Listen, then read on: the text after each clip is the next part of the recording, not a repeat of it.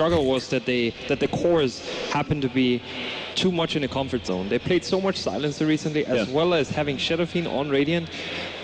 Like just when the success started on Virtus.pro, they had God play Shadow Fiend every game. It was always first pick Shadow Fiend, and then they get Shadow Fiend as well as Radiant. It's just too much. So now that Virtus.pro commits to the Earthshaker and the Shadow Fiend, do you think it's even worth it trying to ban out more supports now? We know that there's still Rubik in the pool, there's still the Wind Wyvern as we were talking about. I don't think so. I think they need to go in and eliminate the Silencer and possibly the Phantom Lance as well. I almost feel like a Rubik pick here for the side of Alliance could have been really good. Yeah, when they have the Earthshaker. Yeah, when they have the Earthshaker against them, you can steal Fisher very easily. Would have been a great pickup, but we haven't seen too much Skywrath in a long time. But at this point, a good reason for that. Skywrath has been awful. At this point, knowing that Virtus.pro plays the Silencer, you have to ban it, right? They have a Queen of Pain, they have a Skywrath Mage, whatever else they want to. Well, they banned out the Wyvern for now. I mean, as you guys have been mentioning, it's a really big toss-up at this point. What do you prioritize going against Virtus.pro?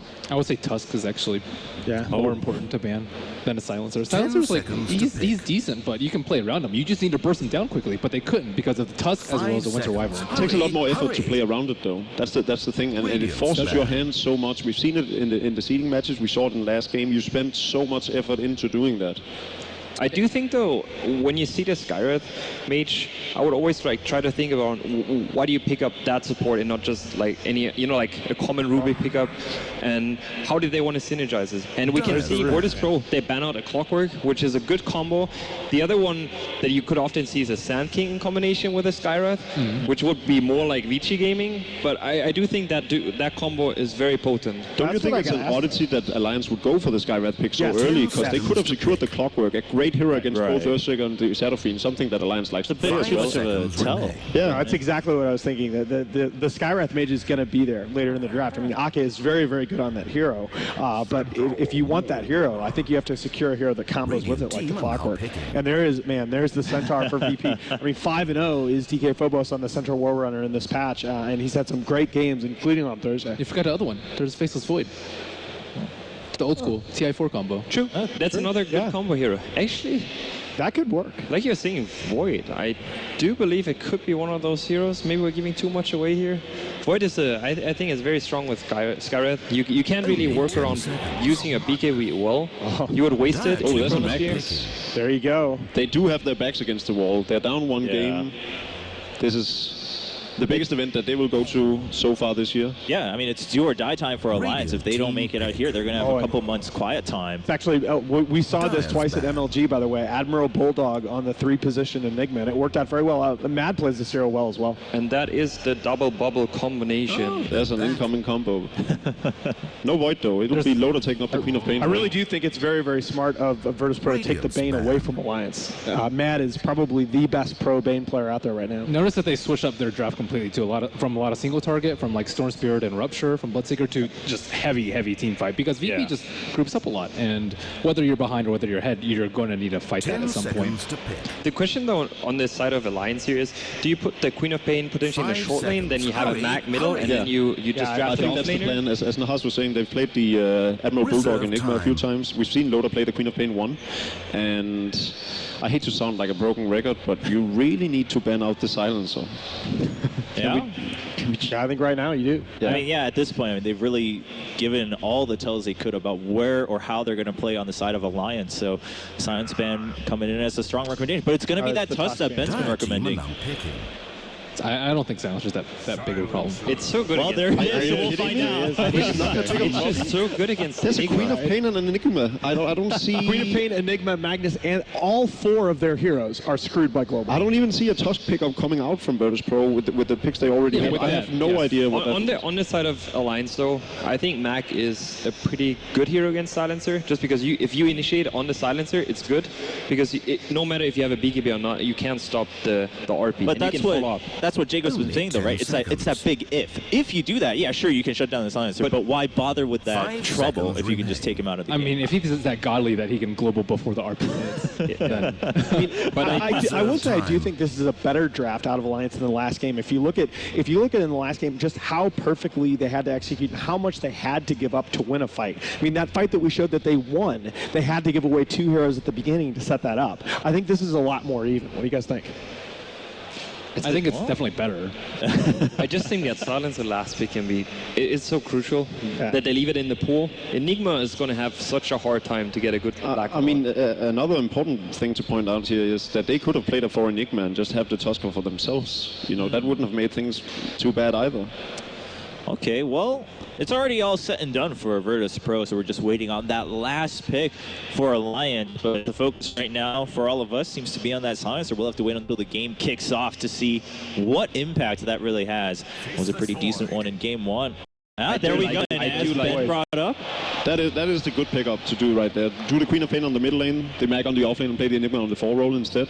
That's definitely the go-to pickup. All right, well... What stands Oh, go ahead. What stands out to me is that you have no support on the side of VP that can actually save. You have a Nightmare, yes, but it's not great to save when you're in a Chronosphere. You want to have something like a Shadow Demon, like, anything that can take down the target that's going to be in the bubble. All right, well, that's it for picks and bans. Game number 2, Alliance looking a little bit better, but is it enough to tie it up 1-1? We'll find out as our casters take it away on stage. That's right, we're back here for game number 2, and I don't know about you, Blitz, but I feel like I'm going to be put to my test here. Enigma faces Void, Skywrath Mage, Magnus. I mean, there's so many big-time ultimates on the side of Alliance. I feel like I'm going to have to be screaming 24/7. It's going to be a jumble of words indeed. I've got the easy job here. I just have to kind of say a few words about what I feel about the lineups, and then just let you do your thing. So what do you feel about the lineups? Oh, do you favor one side or the other? I think VP might have the better lineup, just because I think, like Jacob says, like I actually agree with Jacob here over Ben Leamy, unfortunately, where I feel like the silencer is just going to be too big of an issue. Like it's going to be impossible to get a black hole off. Like Mad just has to accept that. Yeah. But I guess what I like about Alliance is they opted to go and put this, put Mad, instead of going in the offlane or anything crazy like that, like they did with Bulldog, they just decide they're going to run him as a support this game. And so it's not too big of an overcommitment. And I think if you're Alliance, then you actually might just want to go for the 5-man yourself if you know that you have Eidolons and you're going to go for a quick mechanism, and I think that could play well. But if you play for the ultimate alone, I think that's a really big mistake.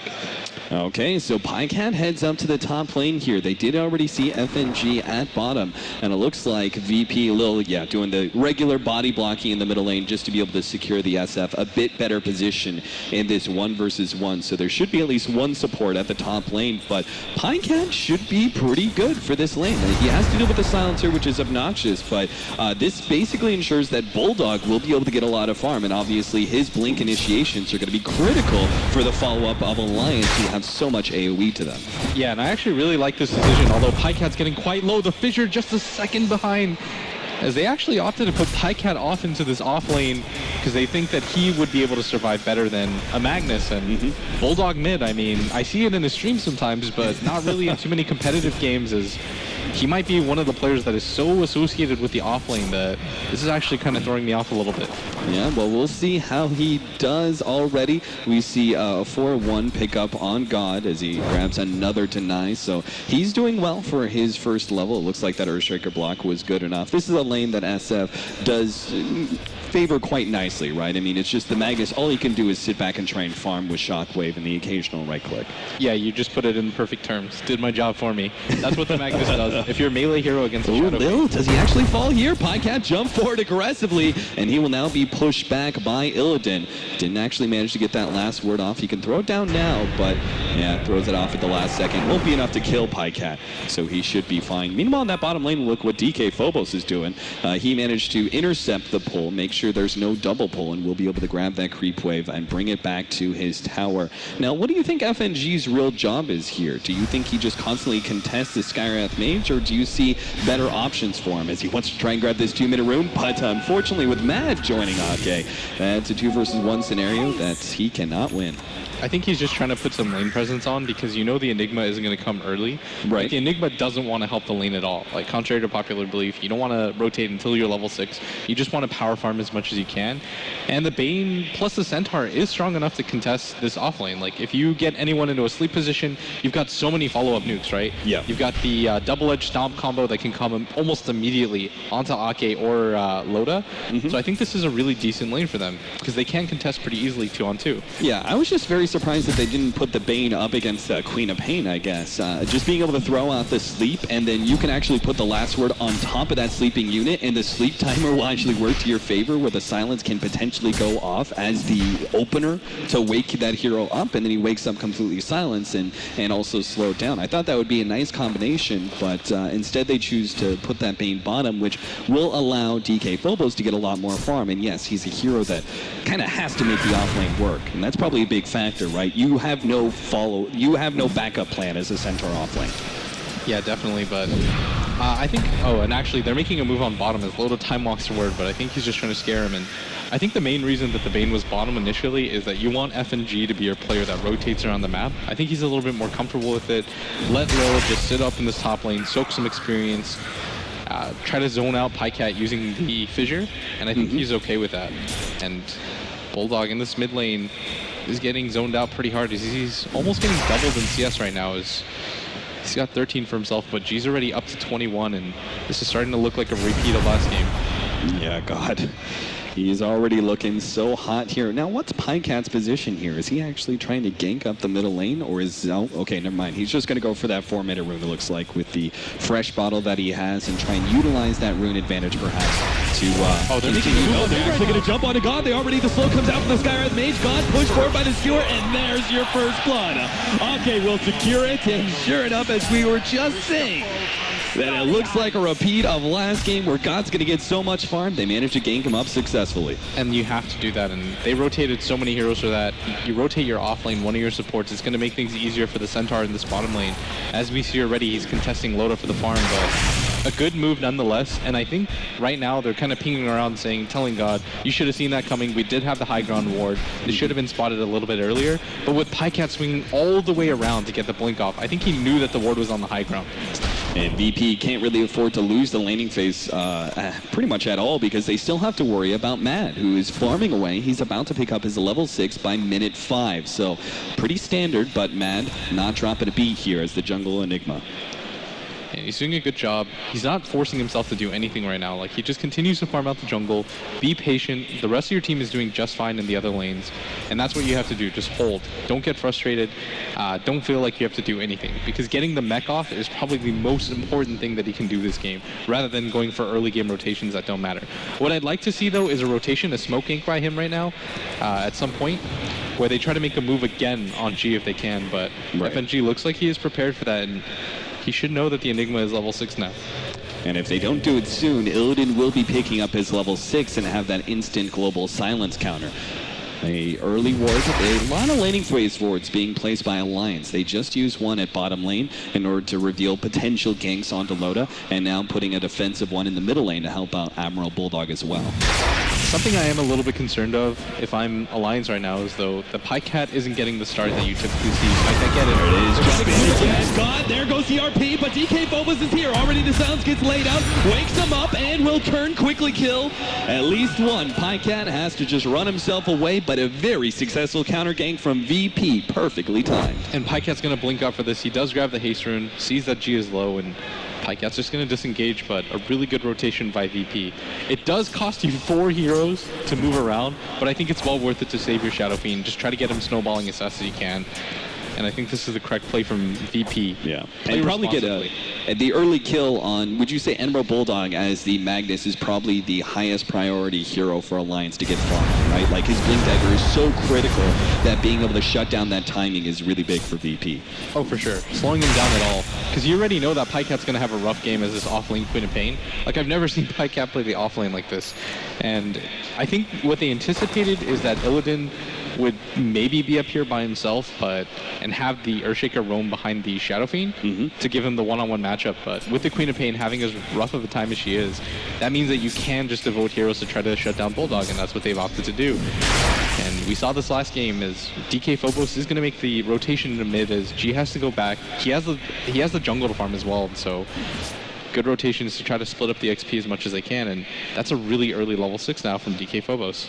Yep, so with that ultimate as well as the global silence coming into play, we actually have 2 different big-time saving globals that could potentially disrupt any sort of gank from Alliance. Now, you can see right now they are looking for that gank on middle. God already slowed down. Here comes the double slows, but there goes that Centaur ultimate we were talking about. A perfect way to deal with slows. FNG going to be caught on the side, though. DK Phobos biding his time, waiting for his initiation. FNG gets brought quite low. There goes the Fisher. Pycat double stun up. They still have the black hole, though, and that's going to hold DK Phobos. Silence goes out, and no kill just yet. Pycat pops his haste rune, but won't be able to find an opening anywhere on the side of VP. So a team fight where you see perfect play and counterplay between the two of them. But Admiral Bulldog skewer up to the trees. It does get slept up, but are they really going to try and be that aggressive? Yeah, they don't want to go onto the Lion side of the map, so they back themselves away and call it even. That's actually a little bit surprising, because with that ward, they should know that nobody from Alliance was ready for that. Like, Ake's not going to rotate in to help him, so I think that might have been a free kill on Bulldog, but they just went for the absolute safe play, and that's okay too, because you're still farming up your silencer. He didn't have to participate in that fight at all, aside from just casting his global. So you hold the line if you're VP, and you did force the black hole out, so G should feel really safe now. Now, for those of you guys who are wondering, it's tied up 1-1, but who's actually winning the farm battle? If you take a look at the net worth, it's slightly favoring Alliance, and that all comes down to the power of a free farming Enigma, who really hasn't had to spend too much time rotating around and looking for those kills. It's pretty much only twice now that he's gotten himself away from farming. Yeah, and at the same time, Loda has just been free farming in this bottom lane and doing a good job of it. Slightly out farming the silencer at the same time, and is this Midas or Mjolnir? What is he holding on to so much gold? It looks like he just picked something up. It's going to be the Mjolnir. He picks up the Mithril Hammer. Do you think that's the right choice here? I mean, he's getting so much free farm. It's hard to say no to an early Midas, right?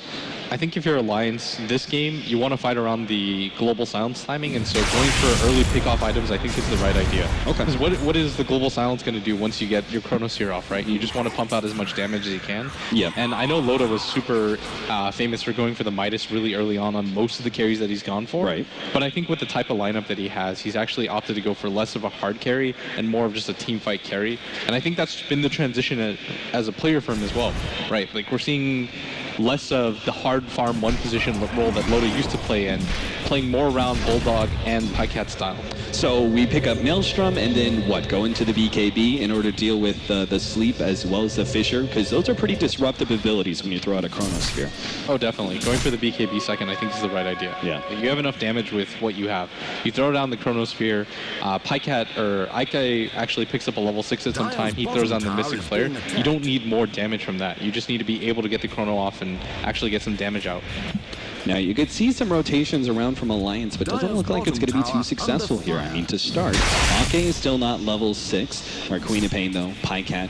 Well, I guess with that rotation, they did ensure that Pycat had enough confidence to be able to push forward and do get that level 6, which is obviously going to be critical for killing some of these squishy heroes. Now, the Centaur ultimate goes off. DK Phobos hoping to catch it, but DK Phobos gets Chronosphere before he can get off the stun. Now the global silence. DK Phobos on the wrong side of the Fisher, but he still managed to get a really good stomp on to Loda. No, he's going to end up going down. Push back. Admiral Bulldog does get DK Phobos in return, but unfortunately, Matt just not enough to be able to save his carry. And I thought the mech was going to be able to do that for him, but just too much damage coming on the side of VP as they just wait for G to get initiated on, and the good counter initiation, and that was a beautiful global silence. It allowed DK Phobos to get his stun off, and really good map awareness by Illidan at that top lane, and he opts to go for the same build, going for the Rod of Atos again, and this is the most uncontested silencer in consecutive games that I've ever seen, and this is a hero that you don't want to have an early start. He's incredibly vulnerable in the early game, and I think you have to punish him, but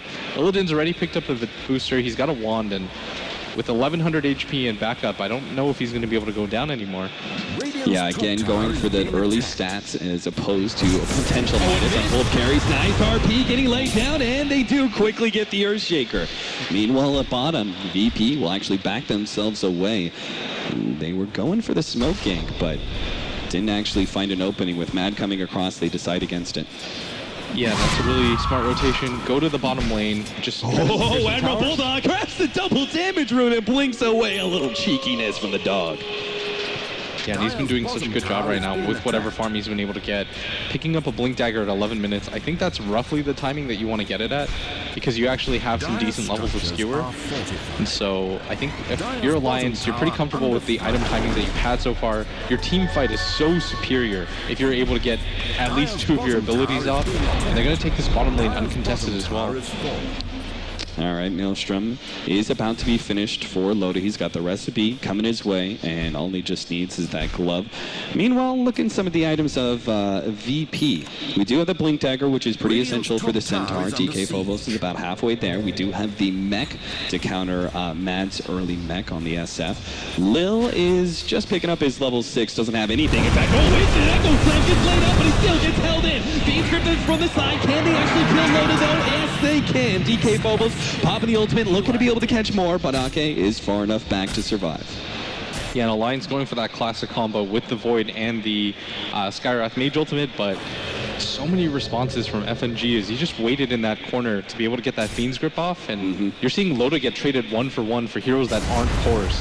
Yeah, VP seemed to just have really good reads on situations. I mean, even from the early rotation into the SF jungle, or the Storm Spirits jungle, to be able to clear through that camp, and the support rotation that followed that up.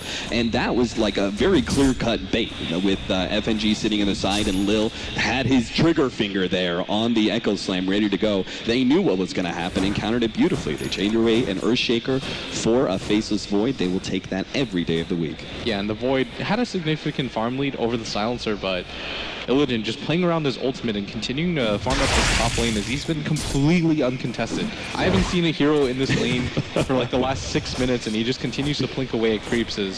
I mean, who can really go there, though? I mean, unless it's with some serious backup, any hero that shows up is going to be instantly harassed out by Last Word and Glaze. Yeah, and finally, as I say that, Alliance going to smoke up his 4. Loda showing himself, and this is the first time they've seen him. And FNG does place a ward down, and he's going to walk directly to the left. This is such a smart play by him as he creates a sandwich, and Illidan needs to walk up half a second early, and Ake gets spotted. Yep, they see him now, and seems like Alliance's ruse to try and go for that smoke kick ends up being foiled. The rest of VP, well, they're going to try and push out middle lane. Look at that. DK Phobos almost has that Blink Dagger. This amount of space could be just enough time. They're actually going to try and go on Loda. Global Silence going out, and Alliance don't actually have a response to this one. With the silence being laid out there, DK Phobos right through the middle. Slows down a couple, still silence up though. Matt, it's the ultimate. He's going to be able to get RP. Can he get more? Black Hole on 2. They're going to be able to lock him down. Those goes for the Echo to stop this one, but can't quite get it. God does manage to finish up. Bulldog bounces up away, and Alliance get wiped. VP do not drop a single hero despite the number of big ultimates. And that's such a ballsy play by them. They knew Alliance was right there as 5. They see Loda isolated. They know they're in the jungle. They immediately go for the double ult play on the Loda. Alliance have 0 follow-up for that.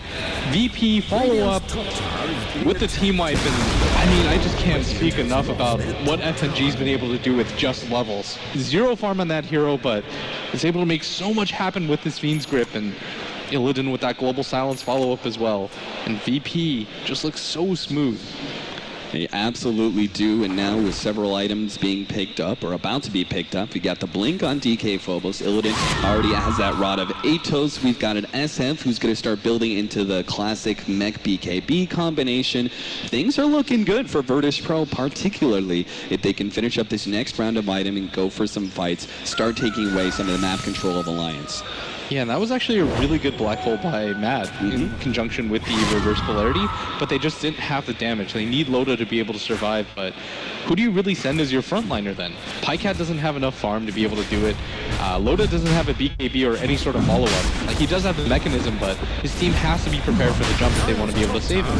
So it's going to be really difficult right now for Alliance to actually get into a straight fight. You see Alliance. There is the attempted Roshan here from VP. This is a ballsy maneuver. This is twice now that they've gone for really early Roshans, and it seems like twice that they're going to be able to get it completely uncontested. Yeah, and this should mean a free Roshan for G, and with that Alliance, they're going to go for the split push. I think they definitely know this is happening, and an immediate smoke gank is, they're going to rotate to the top lane, and Loda might chrono for this. Oh yeah, he won Illidan bad. They're going to drop the Skywrath Mage ultimate. Illidan with all that extra HP is still not enough to survive through that combination. Will looks through the fissure, DK Phobos blinks aside. Nice silence, but the Fiend's Grip is still there. And that will ensure Loda does indeed fall, unless he just keeps on getting backtracks. But no jump away. Farther upriver, we do have God fighting up against 3. Pops him back, but it looks like he's completely surrounded. Will end up losing that Aegis. No real spells were really used there. The Queen of Pain ultimate is pretty negligible as Alliance, though. They do kind of stop things as they get a pick off at that top lane. You trade your carry 1-for-1, and you do immediately get rid of the Aegis. So I'm a pretty big fan of what Alliance just did there. That wasn't bad. You get the XP on Loda at the same time. I think that's well worth it if you're Alliance. And with that Aegis down, I think VP are going to be a little bit more hesitant to just get into straight 5-on-5 engagements.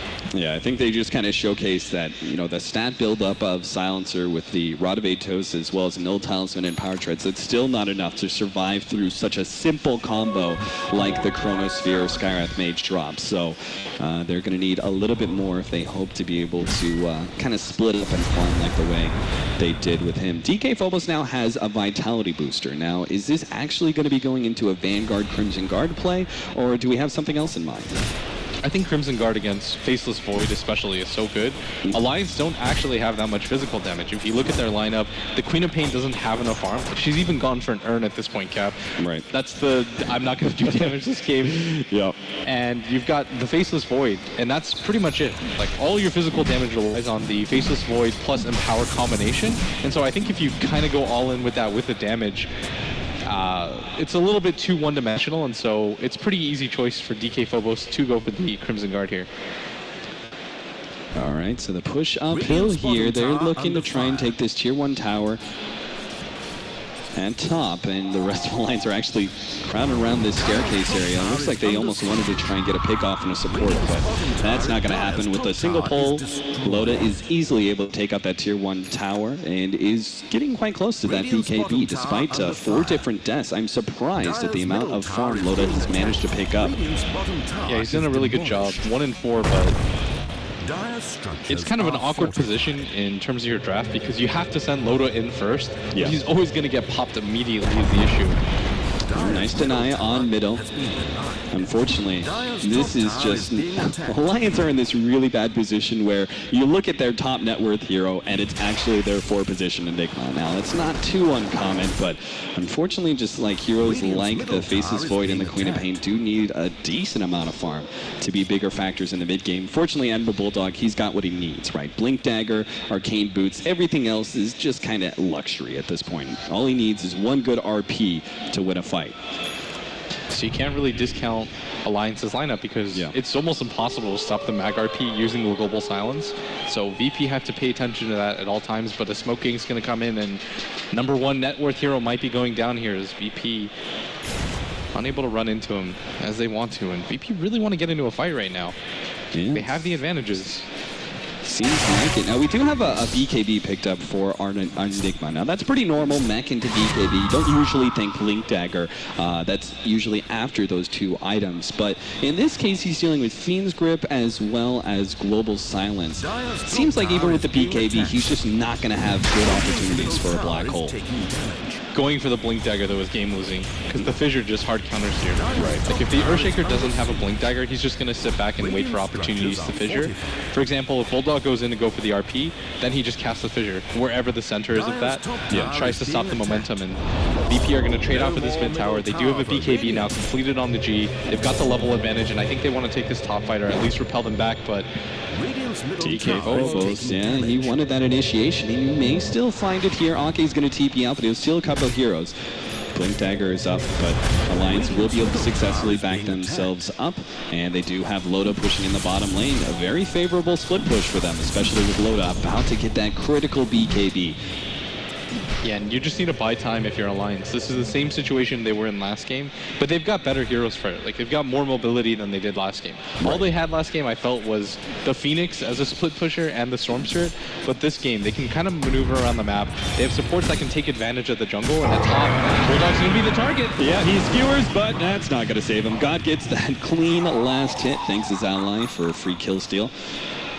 And another kill going their way. Centaur actually already has that buckler, so Crimson Guard is not too far away.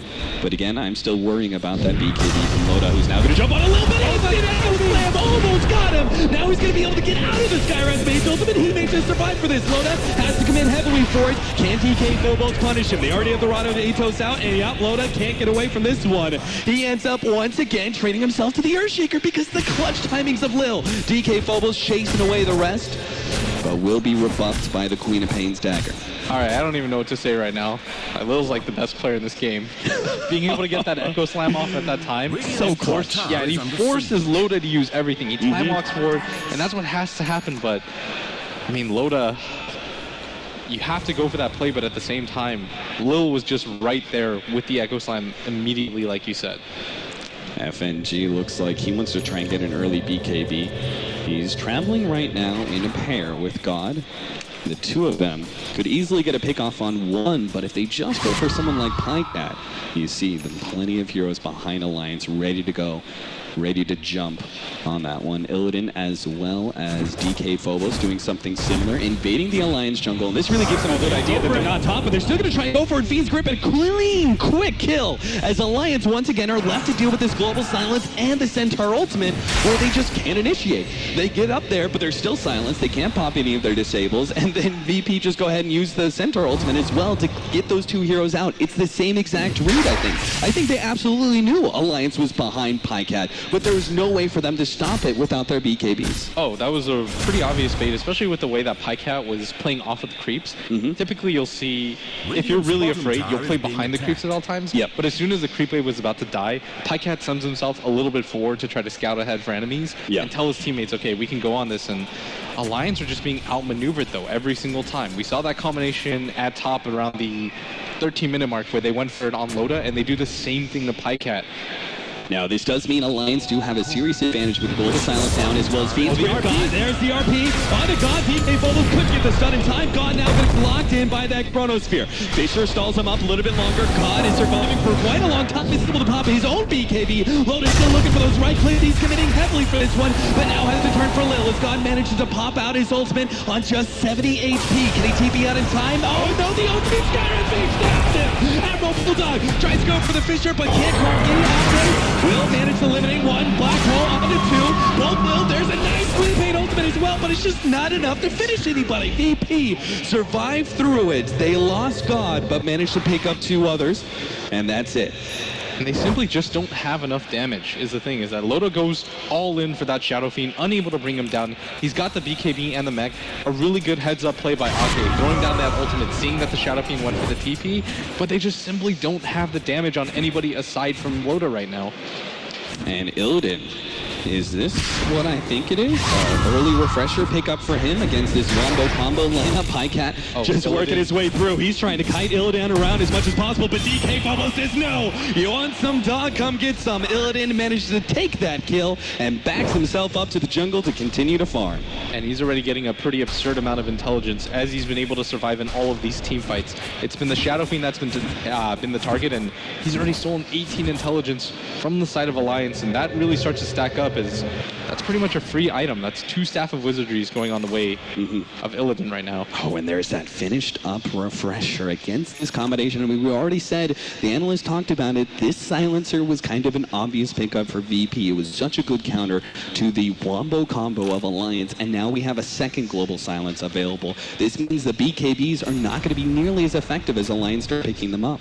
Yeah, and I'm still surprised that they opted to not go for the silencer ban when they took the Enigma, the Faceless Void. They picked a mobile hero in that Queen Pain. Like, that's so many heroes that rely on being able to get any abilities off. Right. And those are also heroes that typically don't want to get BKBs early. Like, that's the thing. If you're playing against Shadow Fiend, you're going to get a BKB pretty quickly if you're playing against a silencer. But if you're a Faceless Void, you don't want it to be your first item. Like, even getting it second, I feel, limits the amount of damage that you can put out. Because he throws down the Chronosphere in that last fight, and he doesn't even do more than 600, 700 damage to G. 7-15, 26.5 minutes in here.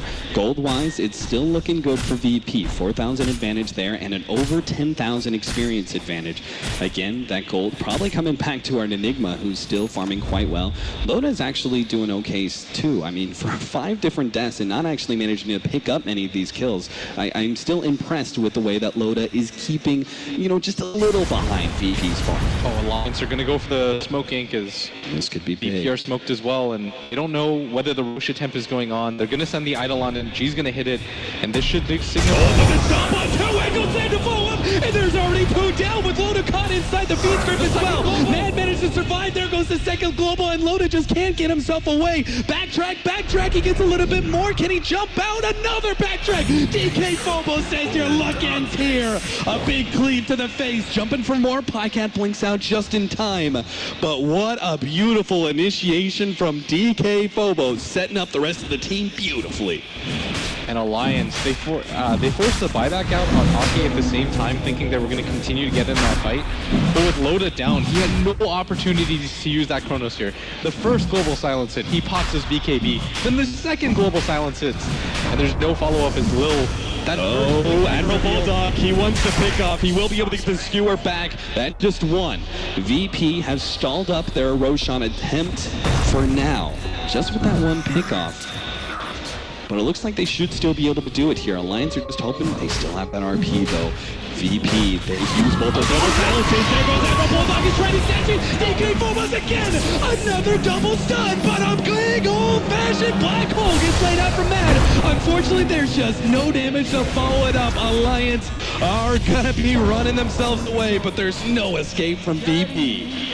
Yeah, and I don't even know if, the RP wasn't even used there. They all in for that Roshan, unable to do so, and that's another team wipe for VP is, what do you really say as an analyst? They just got 5-man team wipe, they gave up the Aegis at the same time. That's so much experience in gold going the way of VP. I don't even think they need to wait for the next Aegis. I think you just get aggressive on the map, take the tier 2s, you've built up so much of an advantage, and I have to highlight again how well Lil has been playing with his fissures. The first Blink Dagger reveal, that Echo Slam set everything up, ruined Alliance's chances into this game, and now this tier 2 is going to fall, and Illidan just continues to get more farm, and with his DD, this is going to be a free tier 2.